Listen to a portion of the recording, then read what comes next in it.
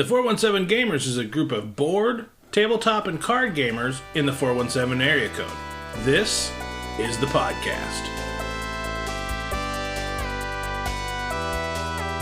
Welcome to the 417 Gamer Podcast, episode 65, the one with full food.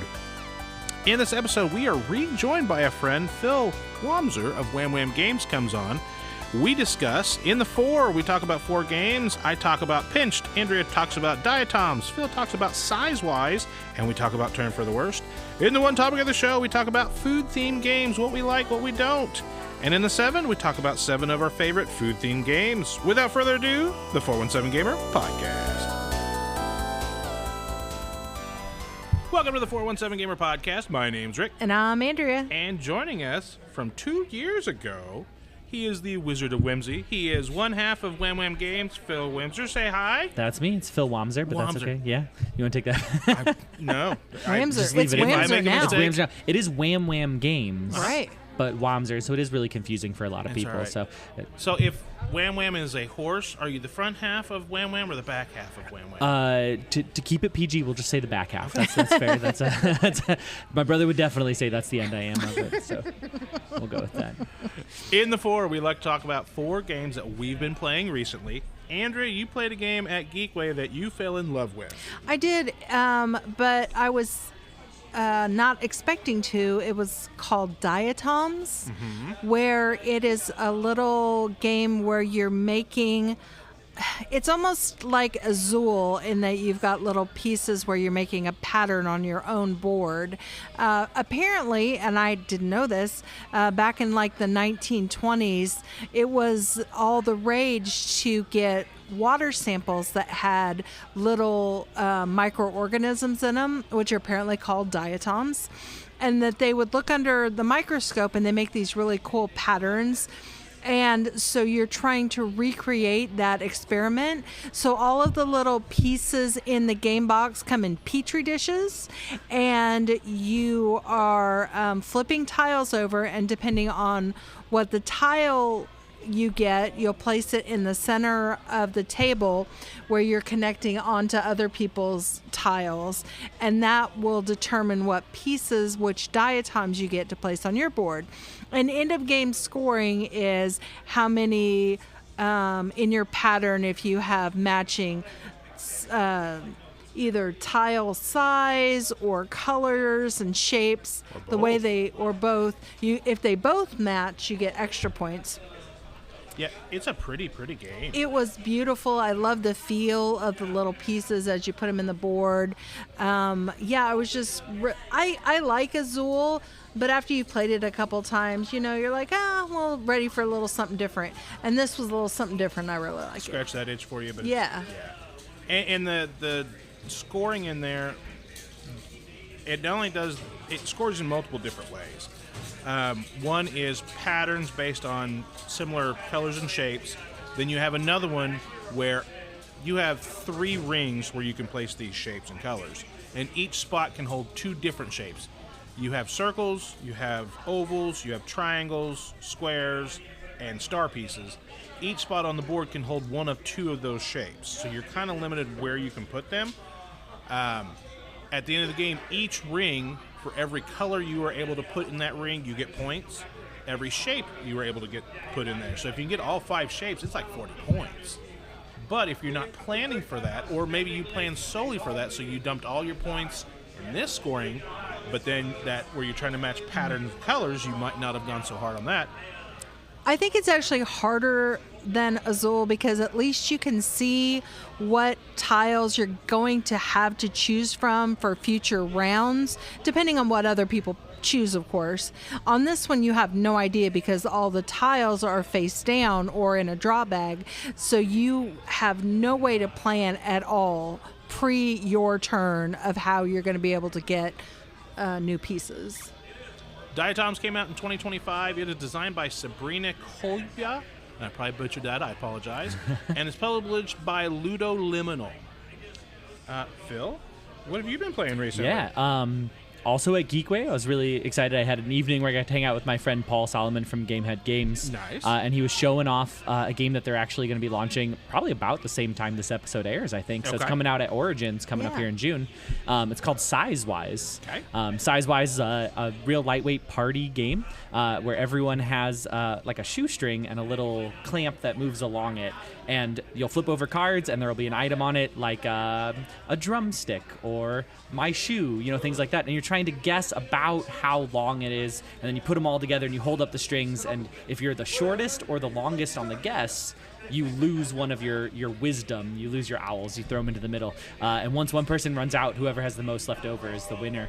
And it's just so fun because it's so like simple. As a game designer, I love when something is just so simple and elegant and fun. And it worked out so well. It was really fun. And you got to the point where, you know, you're less worried about being accurate to the item and more really trying to figure out, like, how bad are you at figuring out how big this thing is? Like, there were a few things that came up, and some people were like, I don't even know what that is. And I was like, you don't? Well, now I have no idea how long to go because I don't want to be right and then be the worst. Right. But it was really fun. It was a lot of laughs. It was great, especially after, you know, a long day as content creators and as game designers. We spend all day at cons having fun, but also working. Yeah. So getting to just kind of hang out, and we all had a couple of beers and we Yeah. played the game. It was super fun. And it was really great because I got to see that game 2 years ago when it was in early playtesting. And to see a game come to fruition is just, it warms my heart as someone in the industry, which is really Yeah, cool. So, and we're always looking for a good Sizewise, party game. so good. We love the party games, but we go through them so quick because party games, by their nature, have very few mechanics. Yeah. And whenever we bring a party game out to the family, because they're family and they're not huge gamers, they're like, oh, I understand this. Let's play it again and again and again. By the time I'm done with Chris, I'm like, I'm done with that party game. And that's, you know, we go through. We have a few of our, you know, stalwarts that are just going to stay in our collection. But I have no problem. You know, Just Facts came in, we played it a few times, and it's gone back out. Oh, Just One is going to stay in ours. Telestrations will always stay. Banned Words that I got off of Target because of a Tom Vassell recommendation. Oh, yeah, yeah. That'll never leave my collection. That's me with Poetry for Neanderthals. Poetry for Neanderthals is one of those party games that, because every group you play with is different. Yeah. Right. And I found, you know, with my day job working with teenagers, I can rest something for 6 to 8 months and then bring it back and it's fresh again with them. But it's not quite the same with your game group or with family. It's some No, things, and once then they you- go stale, they're stale for Yeah. good, right? You know some of your friends and family members that should not play Poetry for Neanderthals. Sizewise is designed by Scott Brady, and we'll see it later this year, as you alluded to, sometime in June. Yeah. Game I'm going to talk about is Pinched. So Pinched is kind of up my alley just perfectly. Just water? It's got some not open. social deduction. It's got also has the scoring mechanism from Bonanza. In Pinched, all the players are thieves that are trying to go to different houses in an area to try and steal all the loot. There's paintings, there's jewels, gold bars, china, all that stuff. So not my neighborhood. That's, No, well, it could be. I don't know. All these houses have nice stuff. So, on a particular turn in a given round, one player will be the quote-unquote mastermind. All the houses have card suits in the top left to signify where that mastermind's going to go burgle. And the mastermind will take one of those card suits, put it face down. Everybody else is trying to guess where he's going. So if you can go where the mastermind goes, you're going to share in the loot. So if the mastermind goes to a location and somebody followed him, he gets a piece of loot, they get a piece of loot, and he gets one more piece of loot. That doesn't matter. For most locations, doesn't matter how many people followed him. Everybody at least gets a piece of loot. And then people that weren't the mastermind get to grab another piece of loot off the river. Now, if the mastermind goes there by himself, he gets all the loot to himself because nobody was in his way. He could take his time. And then each of the locations have their own little kind of special rule. Like the Blue Diamond House has the not quite Mona Lisa. The Lisa Mona. The Lisa Mona. If the mastermind can go there by himself, he gets that painting, and it's worth, like, I think 3 points. And 3 points doesn't sound like a lot, but it can be. There's another one where there's a dog. A Rufus, guard dog. The guard dog, and if you go there by yourself, you get the dog. And if you can keep that dog until your very next turn, you get to get all 3 cards off the river to go into your collection. Now, that hasn't sounded like Bonanza just yet. Where it comes into Bonanza is at your own hideout, you have 3 spots to put loot. And those spots can only hold like items.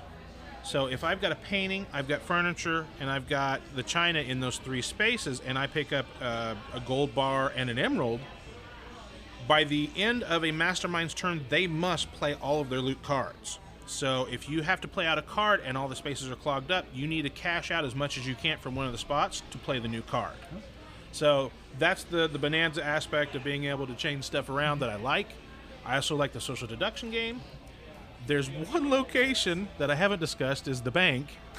The mastermind, if he goes there by himself, he gets 2 cards at random off the top of the deck. If he can get some of the other people to go with him, everybody gets 4 cards off the deck. However, if every single person goes to the bank, it triggers the alarm and nobody gets anything. So the very first turn of the very first game, I was the very first mastermind, and I said to everybody at the table, let's go to the bank. And then I just pointed at somebody I had no clue, and I'm like, you, don't go to the bank. We're going to go to the bank. My wife went to the bank, and I went to the blue building. She trusted me, and I love her, and I felt bad-ish. But I went to the blue building. I believed in you. You did believe in me. But I got my loot cards, and I was happy.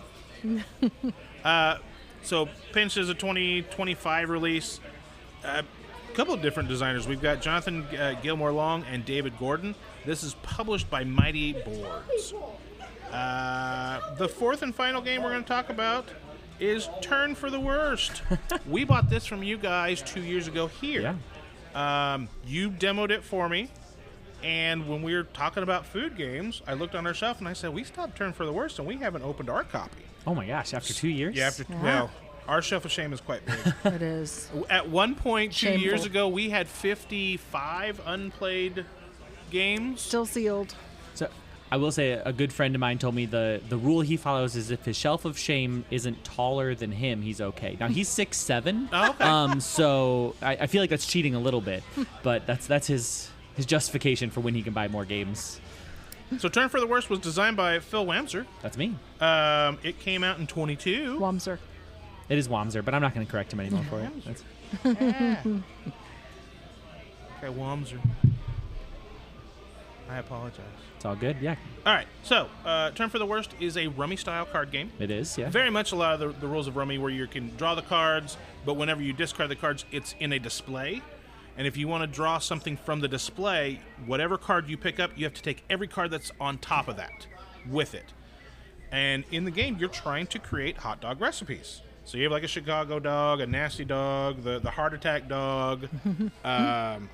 I think there's a New York, the kitty dog that was like 2 ketchups and 2 cheeses. And 2 cheeses, yeah. Absolutely. It makes me sick every time I look at it. We tried doing a promotional thing when it came out where I would eat the recipes on the card. And I had to quit after the pickled dog because it's sauerkraut and pickles and relish. And I don't like any of those things. So that one didn't go well for me. But in addition to making the hot dog recipes, you can also lay sets of 3s. So if you get the 3 krauts, you can put them down, and it's 3 points for a set of 3. Otherwise, the recipes they have different points based on probably the toughness of getting the ingredients. The way a round can end is either a person makes at least 3 recipes and discards their last ingredient card, and then that round ends just immediately. Or once they put down their at least a 3rd recipe, they can say knockwurst. They can show their hand what they have left, and then everybody else gets one more turn. And it could be that you just see everybody has a fistful of cards and you've got less, because every card still in your hand is a point against your score. And that's what you did to us, and I had a big old fistful of cards. I don't know what you're talking about. Whereas when we were in early playtesting with that, I would regularly see like my brother, one of the playtesters, with a fistful of cards. So I'd knockwurst, only to on his last turn go, and this set, and this set, and this set, and this set, and he runs up the score knowing he can't finish his recipes. Right. But he's sitting on a bunch of sets. He would do that to me quite a bit. That's one of the first games, or it is the first game we published, and it's kind of an homage to our grandma was a big just regular cards player, and so we'd sit around and play Rummy with her, and it's someone kind of brought it up to like, oh, did your grandma love the game? And unfortunately, she had passed in 2021, so she never really saw it. But all of our aunts and our uncles, it's just a big family hit. Yeah. A lot of your games, I feel like, are kind of those bridge games where you can play them with people who aren't big board gamers, but they grew up playing other, hearts, spades, rummy, stuff like that. One of the big driving factors in the way we design games is a lot of our family aren't into modern gaming.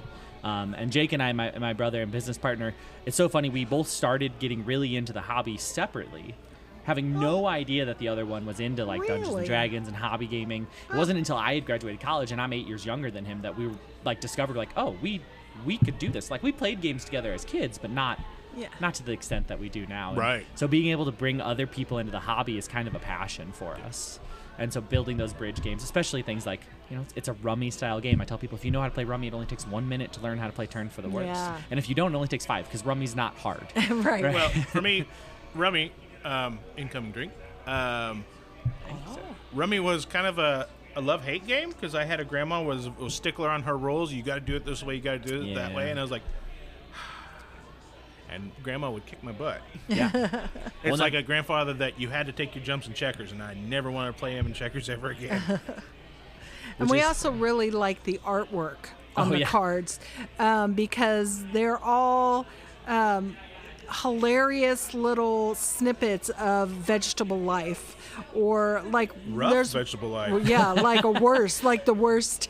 One is a ketchup bottle he's mopping up a squished tomato and he's squeezing out the the ketchup into the top of his head. And then there's one where there's a pickle giving birth, and it's just this guillotine chopping off pieces of her to make little pickle chips.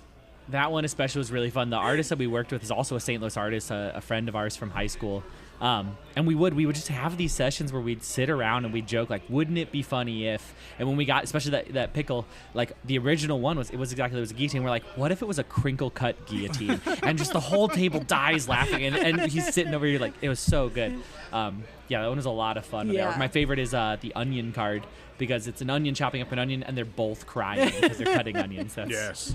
Well, the cheese grating itself. Yeah. They were great. The artwork makes this game worth it.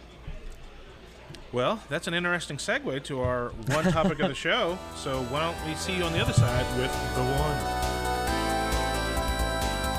MoonCityCon is on its way. It'll take place August 14th through the 16th at the Hilton Garden Inn in Springfield, Missouri. Get your badges now at MoonCityCon.com. Don't forget the Infiltration Pack. It comes with an exclusive t-shirt, commemorative badge, a red velvet cupcake in addition to your attendee cookie, and 1 extra hour of gaming on opening day.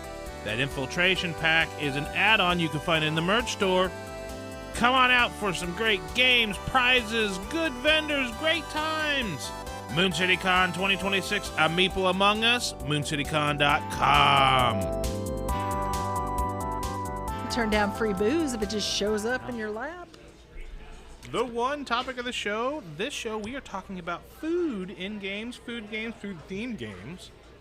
And Phil with WamWam Games, all 3 of your games thus far are food-related. Yeah, which is kind of funny, was accidental. Yeah. We kind of just fell into the niche, and the order of the games we were able to get out leaned that way. And now we're kind of joking, like, the first game we designed was Greek mythology themed, but we couldn't publish it because it was too much production cost. And we're like, how do we make this food now? Yeah.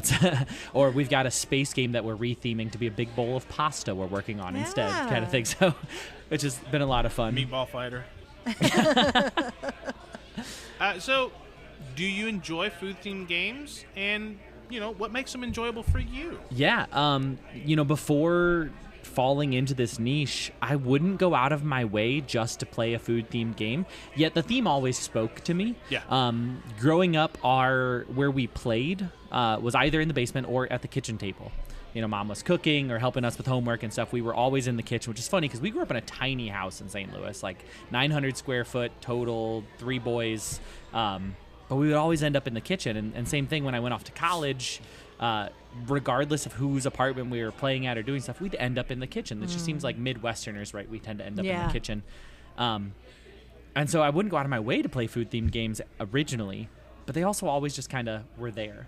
And I think there's something very human about enjoying the concept of food. Yeah. Right. Our whole community, our society is based around breaking bread together, enjoying food together, and so it's just a natural theme that comes to me, and I think it speaks to me a little bit, because it's so human, right? It's just so us as a species to have food involved with whatever we do. Yeah, we do our regular Thursday game nights at our friendly local game store, but we also have a semi-regular game night that we do Wednesdays with friends. And it seems like they're in better moods when we feed them first before we shove them into games. Oh, yeah. And both of these people are, one's a heavy gamer, one we've kind of rabbit-holed her into the gaming. But when they come out Wednesday nights and, feed them homemade pizza or just even buy just Chinese, then they're way more receptive to the games. We don't get to play as much because we ate first, but sometimes it's a better experience. Do you find that is a good opener into how to describe games to someone? Like if someone came up to you and was like, tell me about this game, and you start talking about Greek mythology, they might just wander off because they don't know anything about it. But if it's food related, they have that automatic connection of, I know about that. Yeah, it's a good universal theme, right? Like literally every person has eaten something at some point in their life. At least I'd hope. Yeah, right? I don't know how else they'd still be here. Yeah. It is a good universal theme, and it's the theme then is not a deterrent. I do agree some games the theme is a deterrent. More I just find it's comfortable. Yeah. People are comfortable with like cheese dice, right? Or a hot dog. It's universal. I might have jumped a little ahead there mentioning cheese dice, but you're that's fine. Do you look for food-themed games when you're buying them, or do they catch your eye when you're out and about?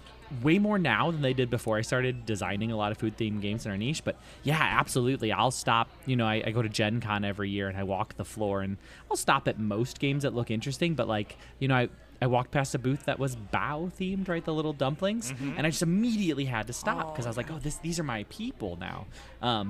And they are very eye-catching, especially there's something about like when someone puts a face on food. I don't know what it is about that was an anthropomorphic. I can't even say that word. Whatever, right? But like humanized food, just like I don't know, it's funny to me, and it just grabs my eye, and I have a lot of fun with that. Like I'm sitting here looking at French toast on the table, and that little smiley face on the French toast is cracking me up. As we go with that. So for me, they jump out for me too. That's why I grabbed New York Slice. I grabbed it before I saw the review. Same thing with Dollars to Donuts. Played that cute little game. Fromage. I remember how excited you were when you saw a Kickstarter for a cheese game.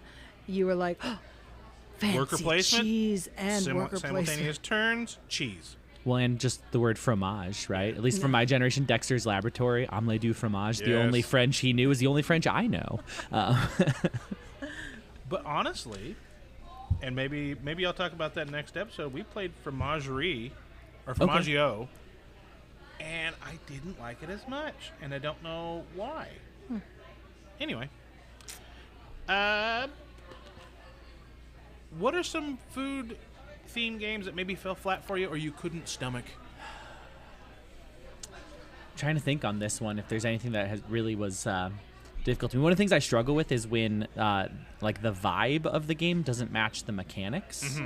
And so I'm trying to think if there were any of those recently. Like I don't want to speak ill of any games that have come out lately. One thing that I didn't pick up was the boba game, and it looked fun. It just didn't scratch the itch for me on that one. It's a great game, but it's not one that I go to very much. Is Sushi Go? I'm just not a big drafting game. It's funny because I've designed drafting games, and even I'm like it plays really well and people like it, but I'm not gonna play it again. Not a big drafting fan, so probably Sushi Go would be the. So we're big drafters, so we still have a great game. base and party. Yeah, Sushi Go Party. Okay, I haven't tried the party. I don't know. Party if gives you more options. More options. You throw in so many stuff, and if the only thing hard out of base Sushi Go is the chopsticks. Okay. And I've had family members that just can't get the chopsticks, so they just avoid them. Okay. Then they come back around to them, they just have a 0 score when they probably could have gotten rid of them. Yeah. But with Party, you don't even have to play with those. You can throw in soy sauce. You can throw in I think there's babos. Puddings. Yeah, extra puddings. Okay, yeah. Flan, green tea. So you can vary it how simply you want it to be or how complicated the scoring you want it to be. Okay. Doesn't it add more players too? Yes, I think it can play up to, I don't know. It's like it's more than 6. I think it can play up to 10, but I'm not positive. Plus, it's got a score track, and you've got the little sorry movers. Yeah. But the one game that I can't stomach, and I've griped about it before, is Food Chain Magnate. I despise that game, and I do understand it is a well-designed game. I just do not enjoy it. There are plenty of games that I would consider like excellently made games that they're just not for me. Yeah, sure. Right? That's one of the cool things about this industry is there's so many options that everyone. Whenever I hear people go, like even today, I invited someone to play a game, and their response was like, "Oh, I don't really like board games." I was like, "You just haven't found the right game, man. Like you're just missing out. There's so much out there." Yeah. But I have enough friends now that I've tried, and I'm just like, "Yeah, you don't like board games." Really? Okay. And it's I like you. We'll hang out and do other things.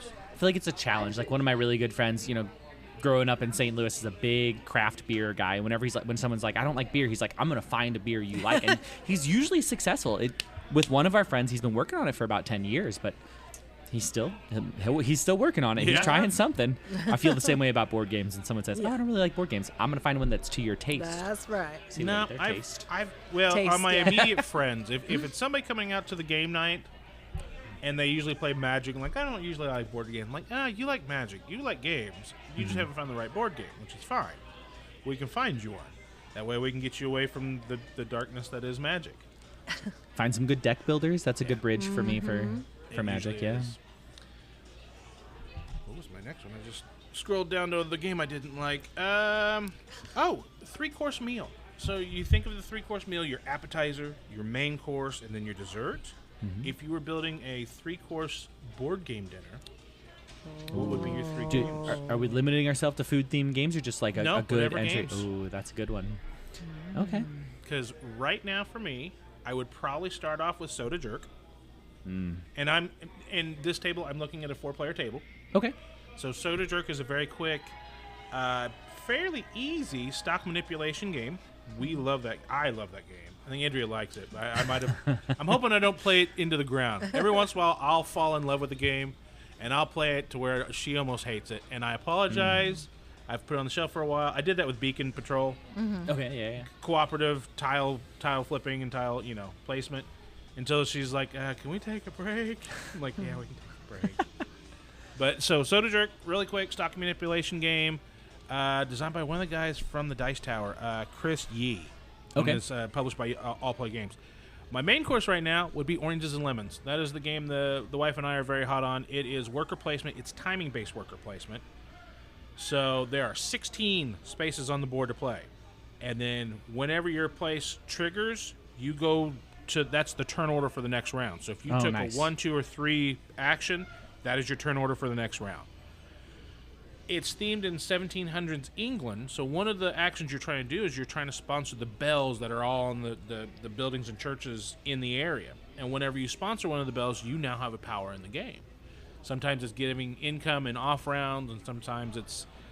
one of the cool powers is if you put it over on the space that lets you break out your relatives out of jail, which gives you your extra workers, your very last worker comes to the front of the line no matter what.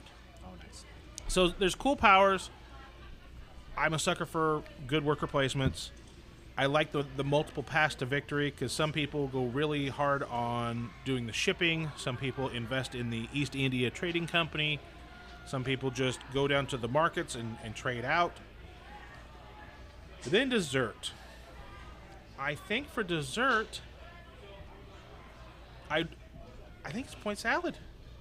Really? Point salad's one we bring out all the time. It's a quick drafting game, which I know you said you love, but it's an open draft, not a closed draft, which we found in our group. The people that don't care for drafting, it's usually one or the other. See, I like point salad. While I'm not a big drafting fan, I like point salad because of that. When it's the open draft and it's open information to other people, one of our friends, Catherine, she likes open information drafting. So that, the train game first class she likes, where it's all information, everybody can have it. But when it's closed drafting and you have newbies and they don't know what they're giving up to the next player, she doesn't like that. So like Blood Rage, she's not a big fan of. I understand. 7 Wonders, all that stuff. So that would be my 3-course meal. Soda jerk, oranges and lemons, and then point salad. All right. Excellent.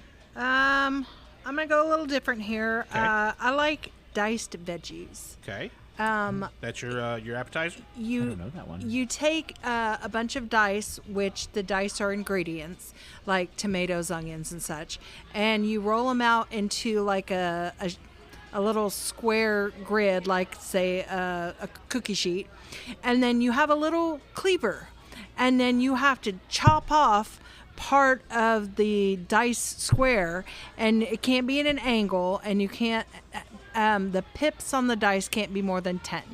So you have to decide what ingredients you want by color of dice versus how many pips are on the dice, and then you'll like cut off a piece of cake and then you pull it around, and then you have ingredient cards, and you're trying to get the dice and put them on the cards to fulfill the orders for the recipes. For some reason, I just get a kick out of using this cleaver to chop up these dice for some reason. Rick, he's like, it's fine. And I'm like, it's awesome. It's a great mechanic. Yeah. Like, it's so unique. A great way to use dice. I love when people use like components we're all familiar with in new ways. That's super fun. It's crazy how great games have gone that way. And I like seeing people have the cleaver. And you know when someone's trying to cut a piece of cake and they're like looking, they're trying to decide, do I want a corner piece? Do I want a center? And they've got that look on them. It's the same thing on the game. You're trying to decide, do I need that piece or here in the middle? Yeah, it's just, I don't know. I enjoy that very much. And your main course? Main course for me is going to be distilled.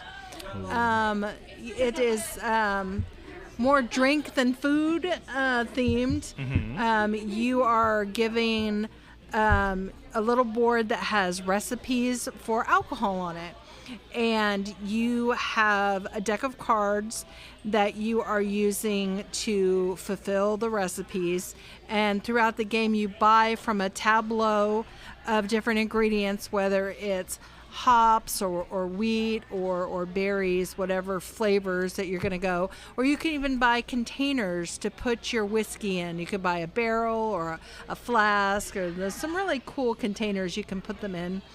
And then as you fulfill the orders, you get points. But the cool mechanic of the trick of this game is that when you get your ingredients, you shuffle up your cards and then you discard the top card and the bottom card, because that's what you do when you make alcohol. Yeah, you skim off the top and you don't drink the Wurst that's at the bottom. So you don't exactly know what ingredients you're going to flip out to make your recipe, and sometimes what you get is not what you needed, and you just end up making moonshine. So that's always fun. And then your dessert? And then for dessert, Botnik. Is that really a food themed game? So it is a steampunk building vegetables and flowers underground. So yes, I would put Botnik. All right. It's a great It's a stretch, but I would absolutely consider that there's food. I mean, in the theming, you've gone underground, you're steampunk, and you're finding a way to grow flowers and foods. Yeah. If not, Cafe Barra But so, in this 3-course meal, we've had friends over to play diced veggies, we played distilled, and then you've kicked them out, and me and you are playing Botnik. Yeah, that's the best way to wrap up a night. Understood. It's a good way to do it. Diced Veggies is by Kids Table Board Games. It is designed by Josh Jory and Rowan Capel. Distilled is by Dave Beck. It is published by Paverson Games. And then Botnik, I should know, but I don't. But come on, Botnik. Oh, there's the Botnik Studios board game. Well, Botnik's a cute little 2-player steampunky game where you're buying tiles. Whoever's turn it is, there's a board of 3 tiles, and whoever's turn it is, you're going to get 2 of the tiles and your opponent's going to get 1, and then it goes back and forth. And then it's like a little steampunk pipe system where you're watering your vegetables and flowers, and if you can group tiles that are the same color, they get more points. Anyway, the art on it's really cool. I like seeing you want a piece, and sometimes I'll take it just because you need it. Yeah, there's absolutely hate drafting in that Tile drafting, tile placement. We like that. And then that is designed by Frank Critton, Georgie Larget, and Sebastian Ponchon, and it is published by Space Cowboys. Very nice. Phil, your all right, three-course meal. I'll try and keep it sort of to food themed, I guess. For this is what we're gonna do. Oh no, I think I got a way to at least swing it. Okay. I think for my appetizer, not to toot my own horn here, but Shiner is one of my go-to openers. It's a 2 to 3 player game. Although being the designer, I do have enough cards to go up to 6 players. Right. Not that I recommend. I'll be honest. While it can be played at 5 and 6 players, 3 and 4 is its sweet spot. Although playing 2 players is my favorite because it's a little more card county. So it's a moonshining game. You're putting together a hand of 5 cards, trying to make the most moonshine you can possible. Real quick micro game. It's great because my friends for game night are never on time. And so being able to play a 2 to 3 player game while we're waiting for the rest, on the very rare chance they show up early, we do break out turn for the worst. But Shiner is my go-to opener. It's a bit of a stretch for my main course. Okay. But the Mistborn deck builder, I'm going to claim it as food because they do consume metal for their powers. If you're familiar with the Mistborn universe by Brandon Sanderson, it's by Brotherwise Games. It is my current favorite board game. It's a deck builder board game, and you're playing as characters from the world of Mistborn. And we, no offense to Brotherwise, the competitive is okay, but the cooperative is that's all we play. Is we wanna beat the Lord Ruler, and so it's a great little deck builder. I shouldn't say little; it's pretty hefty. It's beautifully made, and I was lucky enough to become kind of friends with some of the guys from Brotherwise over the years, trading games and stuff. And so I've got the premium tokens and all the bits and bobs. It's one of the only games that I have, and it scratches so many itches for me and my friends. We're all big book nerds, so being able to play a game on that is that. And then I am going to cheat a little bit for dessert. My favorite way to end any board game night is Kabuto Sumo. It's not really food. I guess you could argue that the wrestlers are eating the little bugs for their powers, but that's a bit of a stretch. They make chocolate-covered crickets. Sure, yeah, I've had them. And in military science in college, I had to eat a worm, just a straight-up worm. So that was 10 bonus points. Thank you, Sergeant Beach. If you're listening to this, I'd be surprised if you are. No, so, it's a dexterity game. Pushing the sumo wrestler bugs around the board is just my favorite way to end any board game night, especially because it's so light, especially after playing something a little heftier, to just sit there and have some drinks, eat some food, and push little tokens around a board is my go-to finisher for any board game night. I like it. So Kabuto Sumo is designed by Tony Miller, it was published by Board Game Tables, but it is now an all-play game, and I do have the all-play Kabuto Sumo cabinet. So it's like a big box opens in the front. It's all oh my gosh, they got me so bad at Geekway last year. I think I dropped like $200 on that thing. Worth it. Worth every penny. Mistborn deck building game, as you said, was Brotherwise Games. That is designed by John DeClaire. Yeah. We love John DeClaire. Well, I might love him a little more. But it's okay. And then, of course, Shiners is WamWam Games. That's me, It is designed by Phil Wamser. I'm trying. You got me that time. Yeah, there you go. That's food-themed games. So I guess in our 7, why don't we talk about 7 more food-themed games? Absolutely. You're listening to the 417Gamer podcast. You can listen to us on Libsyn, Spotify, and over on the 417Gamer YouTube. If you'd like to contact the show, head over to facebook.com/Hobby Gaming Network or leave a comment on the YouTube page. Now, on to the 7. The 7 in the 417Gamer podcast is 7 in a given category. This episode, we've been talking about food-themed games, so we're going to talk about 7 food-themed games that we happen to like. Phil, why don't you start us off with your number 7? All right, my number 7. Okay. It's already been mentioned in the podcast, but Distilled by Patterson Games. It's fun. Yes. It scratches so many itches for me. It's a little heftier than most of my friends like to play, but not to the point that I can't trick them into playing it with me, right? And then also, obviously, I've made a moonshining game, so it's fun to be able to play a whole night worth of, similarly themed games. So Distilled is a great starter for me there. Nice. Our number 7. Oh, you don't have our notes. I do. Okay, what's our number 7? Heaven and Ale. So Another booze-themed game. I feel like as Midwesterners, we're drawn to anything that is might little be. booze. So Heaven and Ale is published by Eggertspiel. It is designed by Michael Kiesling, which we like a lot of Michael Kiesling games, and Andreas Schmidt. In Heaven and Ale, you are monks brewing beer, and there's a puzzle to it. You're drafting various tiles that are going to go on your player board. You have a light side and a dark side. On the light side, that is how you are going to push your ingredients up. On the dark side, they cost double to place them, but that's how you're going to trigger them to get incomes, to get monies and all that stuff. Also, you have little monks that you can draft, and if you plug them in at the right time, they reactivate the tiles that are around them.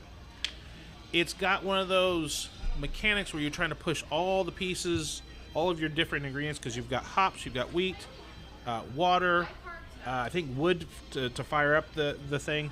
But once all the ingredients are passed, or if you don't, you got negative scores. Whatever your furthest back piece is how you kind of justify your scores. And then you have bonus points. First person to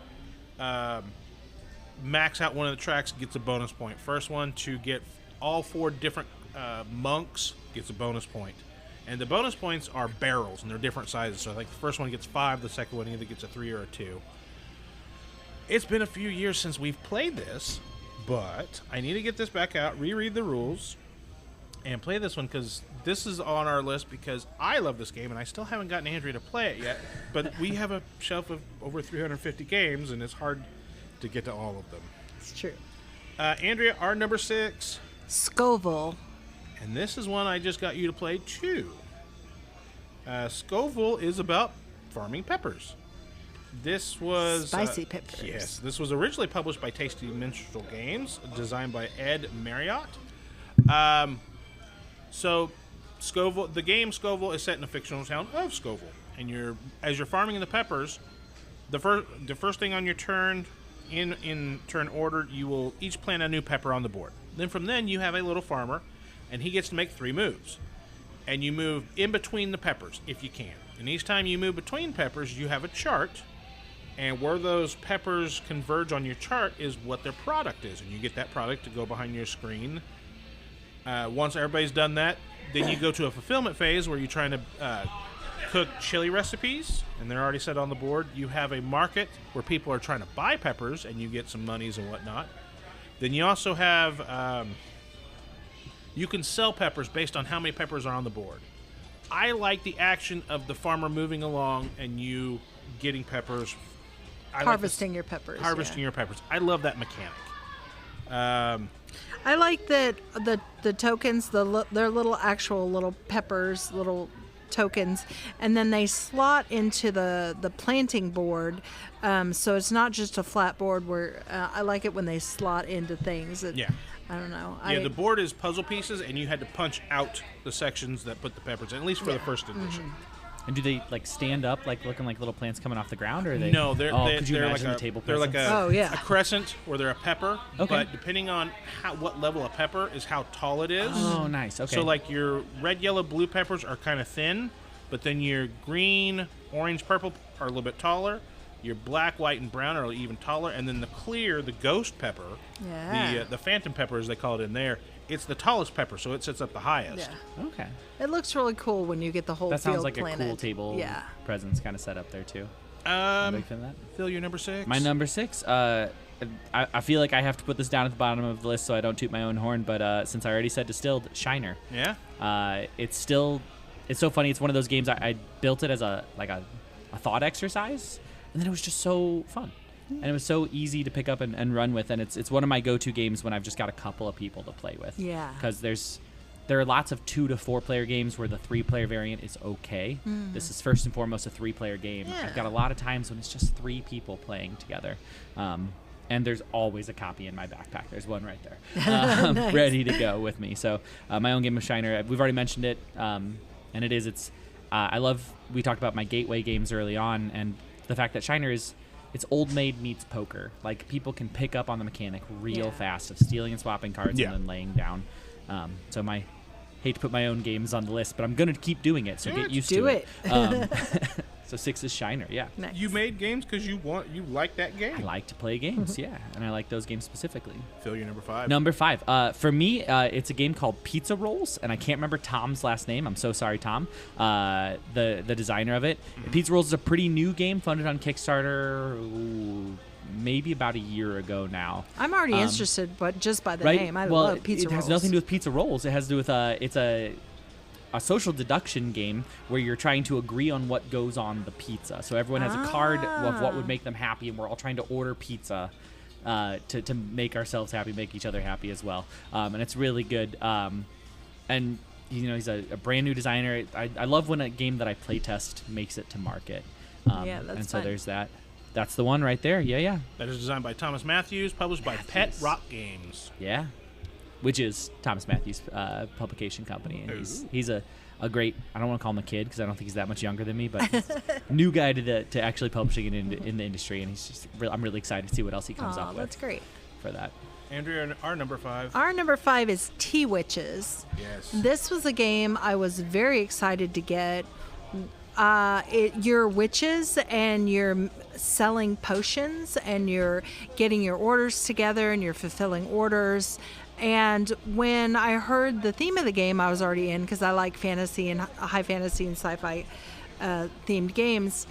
But a friend of ours was going to teach us how to play it.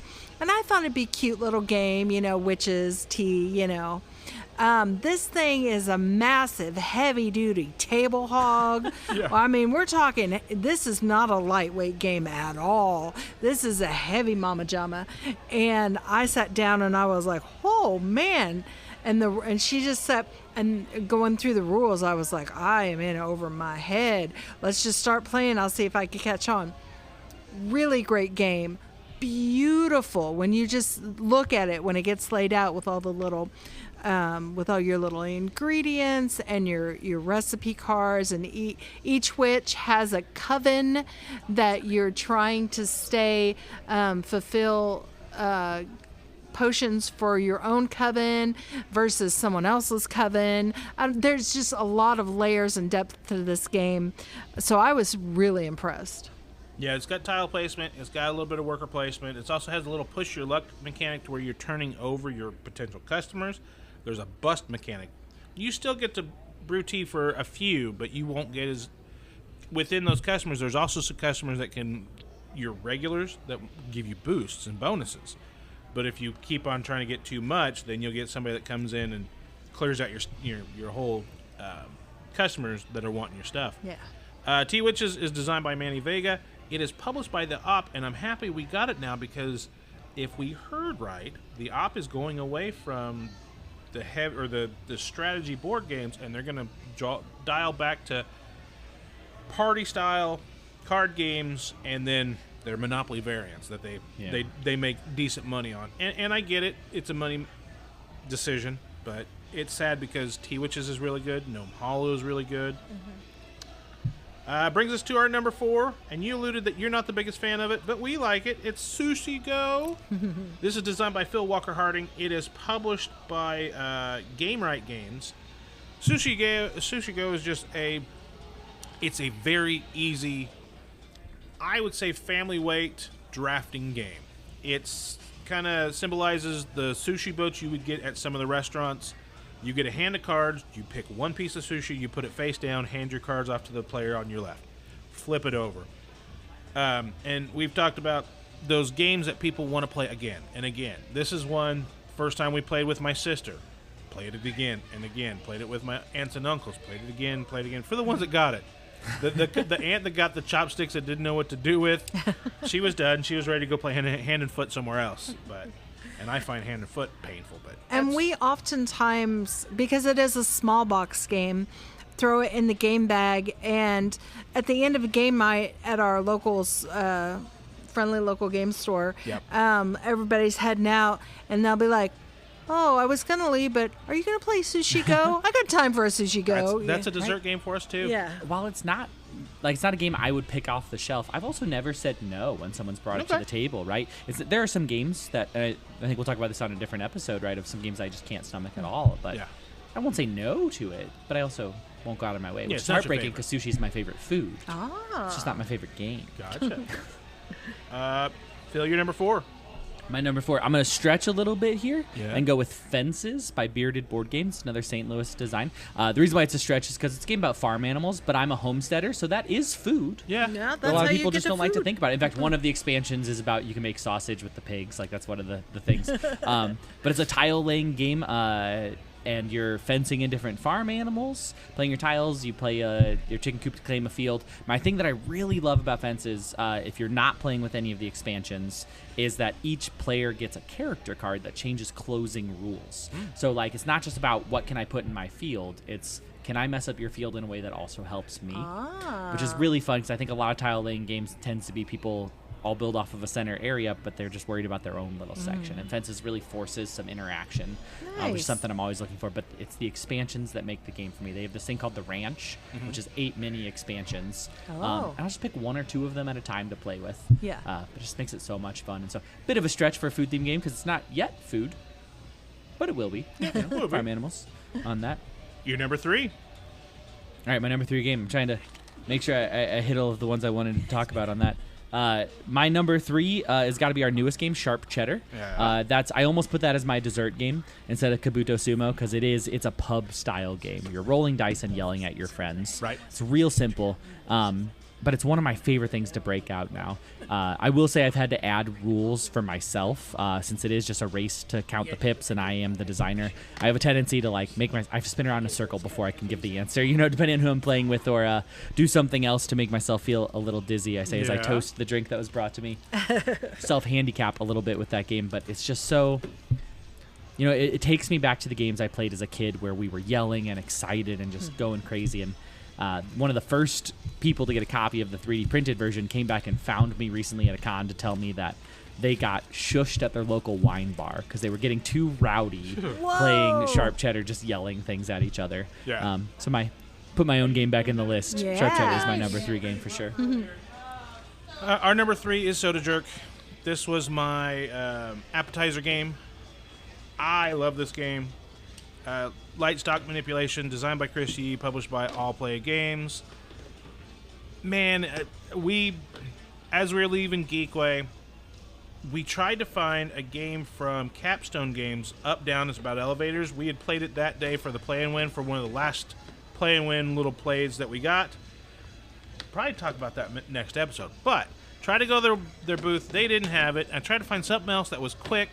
But at that point, Capstone, they have a lot of heavy games. And this was one of the few lighter games that were like, oh, this is great. But they were sold out. I'm like, do you have any more online? She's like, I think we're out for a couple weeks. She's like, we're waiting for shipments. And that's just the nature of board games. You sell through your print run, then you got to wait for the boats to come back. So I popped over to All Play, and then our friend from Village Meeple, Jess, was over there with Mark at All Play. And she's like, what you looking for? I'm like, I need quick. Do you guys have Soda Jerk? She's like, should be around over there. So right over there, picked it up, bought it, played it with some friends that we get to see only at Geekway anymore. Played it with him and sent it with him. And he's like, do you like it? He's like, yeah. I'm like, can you teach family? Absolutely. But this is your game. I'm like, we already have a copy at home. This is yours now. But yeah, love it. That's our number 3. Andrea, our number 2. Distilled. Distilled is by Dave Beck, by Paverson Games. You love this game, and we need to break it back out because we haven't played it in a while. Plus, I think we picked up the expansion, and I don't know where it went. Oh, we need to find that. We do need to find it. Distilled, you're making various alcohols. As you said, you're building, it's kind of like you're building a deck, but then you shuffle it up, and you only get so much of that deck. And you get to find out if you made the alcohol that you wanted.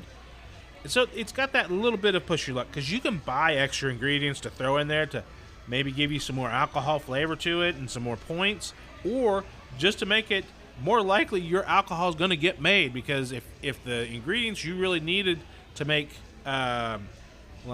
gin or what's one of the Asian sake. Yeah, we'll go with sake or even like whiskey. Whiskey's a little more complicated of a drink to make. You pull out the wrong ingredients, and then you're just back to either vodka or moonshine, and that's worth way less points, especially on some of those trying to be the first one to make some of the alcohols, and you like had everything lined up, and you go out and you didn't get to make your whiskey or whatever, and you're like, oh no. So we like distilled quite a bit. We do. Which leads us to our number one, and we talk about it a lot. It's Viticulture. Designed by Jamie Stegmaier, published by Stonemaier Games. Funny enough, though, we do not like it at 2 at all. No. Okay. We don't. For worker placement 2-player games, we don't find it. It's because there aren't enough places to go in each season for 2-player, because there's only one slot at each and then place. your Grande worker only fixes that once per year. Right. And you just, if you, and it's one where, if I can't get what I need, I've wasted a whole season.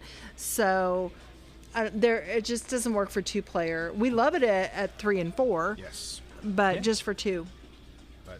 I have that feeling with most worker placement games. Not that they're not good at 2, but just the more people, the more interaction, the more fun they tend to be. Oranges and lemons, we loved it too. You loved We it too, did, okay. yeah. It was a good, because you always have enough. There's so many places to 16 go. spaces.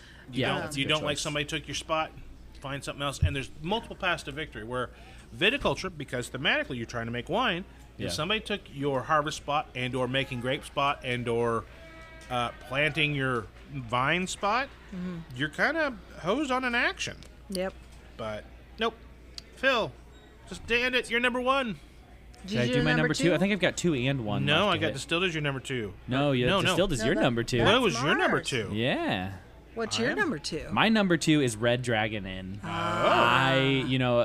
In general, my most love of gaming is tabletop role-playing games. Yeah. And so just having a game that's themed around that, but not going on an adventure, being at the pub after the adventure, it scratches an itch, and it's just so much fun, and it's lighthearted and goofy, while also being heavy enough to give some choices, which I really like.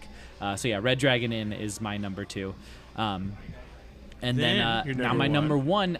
This has been my favorite food-themed game since the first time I play tested it. I'm gonna toot my own horn here. It has not yet come out. Early 2027. We have a game called Pick Me Up. So my wife, who is a special education professional and was an English major in college, trounces me in every word game we've ever played. Like Scrabble, Boggle, it doesn't matter. If it's a word game, she destroys me in it. Yeah. And so I had this challenge of, can I make a game that levels the playing field? Because she's great with words, she's not real great with quick thinking. And so Pick Me Up is a lettered dice game, but you're just throwing a ton of dice on the table, and then there's no turns. Everyone is yelling out the word that they're going to pick up, and they start picking up the letters that are face up. But if you get cut off, let's say you're going for a pizza and I pick up Zip, and you can't finish, you have to throw your dice back on the table, so it adds new letters back in. Nice. It's been described as not that I can use this for the official tagline because of trademarks and stuff, but boggle on caffeine is what someone described it as. And so it's a coffee-themed game, Pick Me Up. It's going to come in a coffee tumbler. And I'm just throwing a ton of dice on the table, which scratches my role-playing game itch. But it's also a letter game. And Bravo. we've come up with 3 other alternate rules that go with it, and so it's going to come with coffee coasters that explain how the rules done. I'm so excited for this game. I'm just waiting for some graphic design to come back to us, and then we'll be coming to Kickstarter early 2027 with Pick Me Up. And since the very first playtest of it, I was just like, oh, it's my go-to. I break it out. I didn't bring it with me this weekend, otherwise we should play it. I should have brought it for the prototyping, but every prototyping event I've brought it to, it's become a crowd favorite, which is so much fun. So that sounds amazing. Game. Yeah, I'd love to bring it out next year for it. Yeah. So those were our seven of our favorite food-themed games. I put up a whole list of 30, 40 food-themed games. I was impressed with how many games you put in the notes all for us from to talk about. That's just from things you've played. That's amazing. Yes, every single one of them, at least one of the two of us has played. So, is there a food-themed game that you like that we missed? Head over to our Facebook page at facebook.com/Hobby Gaming Network, or if you listen to this on the YouTube, go down in the comments and say hi and give us a food-themed game. WamWam Games, you can find them on their website, wamwamgames.com, Facebook, facebook.com/WamWam Games, Instagram @WamWam Games, and TikTok @WamWam Games. Did I miss any of those socials? No, I do just want to preface, since this is an audio, a lot of people type WHAM for Yeah. Wham. It's just WAM. That's true. Okay. That's Yeah. we've had a few people like, I searched you and it wasn't you. I was like, yeah, I'm not the pop band from the No. 90s. I'm not Wham. Could be. No. I'm not quite old enough for that, but Aw. So WAM Games. that's us. Until next time, Keep gaming. in the 417. Bye!